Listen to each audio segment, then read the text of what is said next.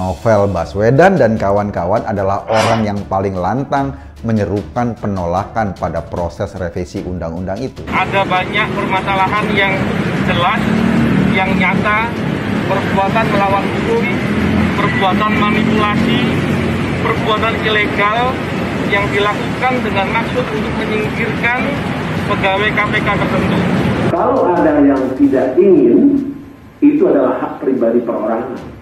Kita juga tidak bisa memaksa. Silakan ada pilihan. Ambil contoh saat 24 pegawai KPK yang dinyatakan tidak memenuhi syarat, tapi diberi kesempatan untuk mengikuti pendidikan latihan bela negara dan wawasan kebangsaan. Itu pun sama, yang mau siapa.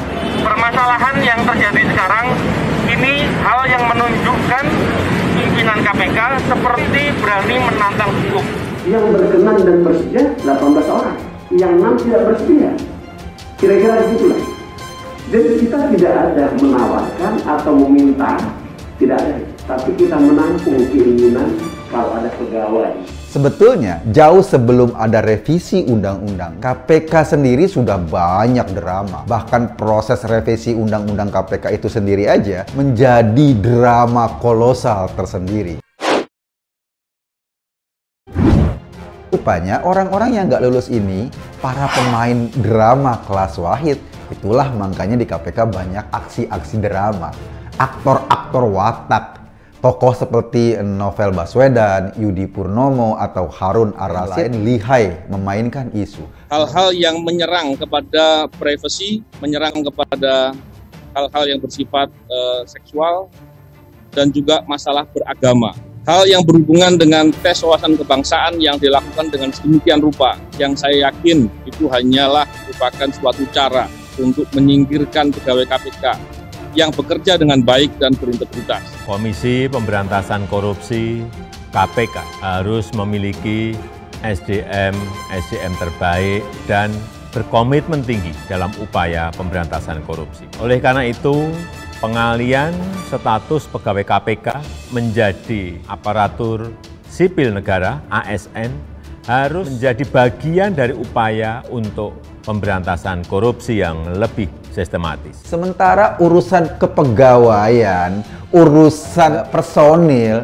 itu ranahnya pimpinan KPK, bukan urusan presiden. Mereka ingin mendorong presiden untuk kembali cawe-cawe atas kisruh dan drama yang sedang berlangsung, yang pemerannya adalah mereka. Hasil tes wawasan kebangsaan terhadap pegawai KPK hendaknya menjadi masukan untuk langkah-langkah perbaikan KPK. Ini bukan hanya terkait dengan dampak yang terjadi kepada pegawai KPK yang akan diberlakukan dengan semena-mena, tapi juga terkait dengan kami yang telah bekerja dan kemudian dengan adanya SK yang dikeluarkan oleh pimpinan KPK, maka akan terlunta-lunta pekerjaan dan membuat kami tidak bisa bekerja atau tidak bisa melakukan tugas. Desakan pada presiden untuk turun tangan bisa menjadi bumerang sendiri sebetulnya. Bisa-bisa presiden akan dituding mau mengendalikan KPK. Saya kira Presiden Jokowi juga nggak bakal mau dijebak dalam skenario seperti ini. Langkah Novel Baswedan CS bersama pegawai KPK yang dipecat mendirikan kantor darurat di depan gedung KPK disebut pegiat media sosial Eko Kuntadi sebagai upaya pembentuk KPK tandingan. Dia pun menilai apa yang dilakukan Novel CS itu cara berpikirnya mirip dengan FPI saat membentuk gubernur tandingan untuk melawan Ahok yang menjadi gubernur saat itu. Ketika Ahok naik jadi gubernur, FPI melantik Fahru Rosi jadi gubernur KW 9. Kerjanya ya gitu, main gubernur-gubernuran. Ketika Novel CS nggak lulus tes KPK, ia mengangkat diri jadi karyawan KPK-KPK-an. Dulu, karyawan KPK ini punya organisasi, namanya Wadah Pegawai KPK atau WPKPK. Kabarnya nih ya, di WPKPK inilah mereka punya power yang cukup luar biasa.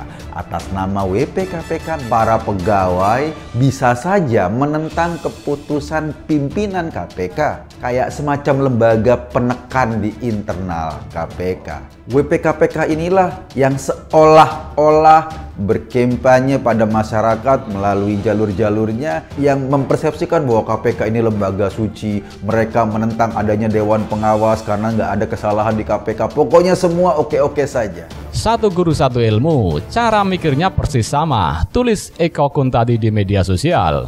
Nah, WPKPK ini diketuai oleh Yudi Purnomo. Dia berpatron dengan Novel Baswedan untuk melindungi kepentingan kelompoknya. Mereka inilah yang menguasai seluk-beluk di KPK.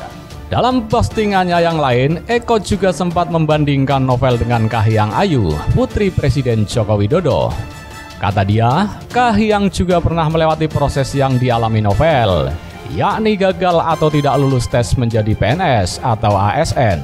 Saudara Kahiyang Ayu, putri Presiden Joko Widodo, akhirnya tidak lulus dalam ujian seleksi calon pegawai negeri sipil yang mulai diumumkan Jumat pagi tadi. Kahiyang Ayu gugur dalam kategori tes wawasan kebangsaan. Namun bedanya, Kahiyang bisa menerima meski ayahnya adalah presiden. Dulu Mbak Kahiyang, putri Jokowi, mencoba jadi ASN, ia ikut tes CPNS dan gagal. Dan keinginan jadi ASN enggak terwujud, padahal bapaknya sudah jadi presiden. Kemarin Novel Baswedan, tes ASN, gagal juga, tapi maksa minta Jokowi angkat dia jadi ASN. Anak bukan, tapi manja, tulis Eko Kuntadi. Sebelumnya dikabarkan, pegawai nonaktif Komisi Pemberantasan Korupsi atau KPK bersama dengan Koalisi Masyarakat Sipil Anti Korupsi mendirikan kantor darurat di depan gedung ACLC KPK Kuningan, Jakarta Selatan. Pendirian kantor darurat tersebut demi merespons pemecatan terhadap Novel Baswedan CS pada 30 September 2021. Sejumlah netizen di media sosial pun membangun optimisme bahwa KPK justru makin menguat, khususnya setelah Novel Baswedan CS angkat kaki dari lembaga tersebut. Di media sosial Twitter, netizen pun menyerukan tagar dukung KPK kuat. Optimisme bahwa KPK akan semakin baik, bahkan semakin kuat, selama ini banyak disuarakan oleh politikus Partai Gelora, Fahri Hamzah. Dalam beberapa postingannya, Fahri misalnya mengulas kabar aksi-aksi penangkapan oleh KPK yang tetap berjalan, bahkan menyelamatkan kerugian negara yang besar di era Firly Bahuri. Kini netizen membagikan lagi video lama Fahri Hamzah yang berani bersumpah bahwa KPK itu isinya busuk. Semua diam, saya ini bukan sarjana hukum, tapi sakit hati saya melihat kejadian seperti ini, karena ini merusak negara. Ini dong yang harus dikejar dong. Dan Mahkamah Konstitusi ini saya anggap diserang ini karena mau balik. Anda tahu nanti dan dengar saya sekarang, KPK itu busuk isinya. Anda lihat aja nanti. Anda nggak percaya? Saya bersumpah KPK itu isinya busuk kok. Karena yang berani ngomong, takut dikembang-kembangkan, dihubung-hubungkan. Itu pengalaman sejarah kita. Dimanapun ada kekuasaan yang menumpuk, di situ ada kebusukan. Pernyataan tersebut disampaikan Fahri Hamzah dalam sebuah seminar dan belakangan banyak disebar di media sosial. Diketahui video tersebut direkam pada Februari 2018 silam.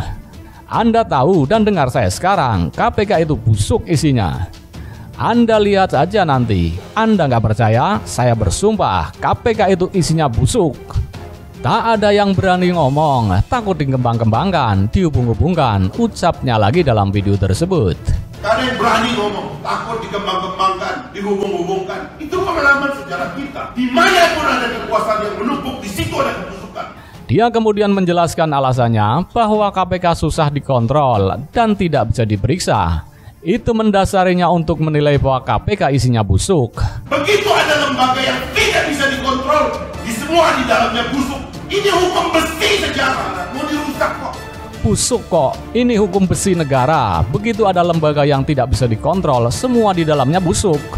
Kenapa memperjuangkan demokrasi? Karena kita nggak mau ada segelintir orang yang tidak bisa diperiksa, tidak mau dikontrol. Kenapa kita memperjuangkan demokrasi? Karena nggak mau ada segelintir orang yang tidak bisa diperiksa, yang tidak bisa dikontrol, lalu memperkaya diri sendiri dan keluarganya, dan kolega-koleganya dan kroni-kroninya. Tapi begitu ada pelanggaran HAM, termasuk dengan kelakuan KPK itu, oh kalau KPK nggak bisa, hukum jadi relatif dong kalau kayak begitu caranya.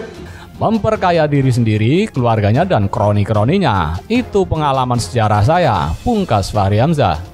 begitu ada finalisasi dari transformasi di tubuh KPK, berpikir saya ada kewajiban untuk bicara. Saya mencoba mengingatkan lah bahwa KPK itu sedang bertransformasi dari lembaga yang menurut saya super liar gitu, menjadi lembaga yang terintegrasi dengan sistem kita, sistem peradilan pidana, sistem pemerintahan, sistem ketatanegaraan. Itu yang kita integrasikan. Sadarilah bahwa ini transformasi yang panjang gitu. Kalau kita baca soal KPK dan pemberantasan korupsi kan, kalau ibarat baca buku nggak boleh baca dari bab akhir, dia harus dibaca dari bab awal. Bagaimana semua ini terakumulasi menjadi sekarang.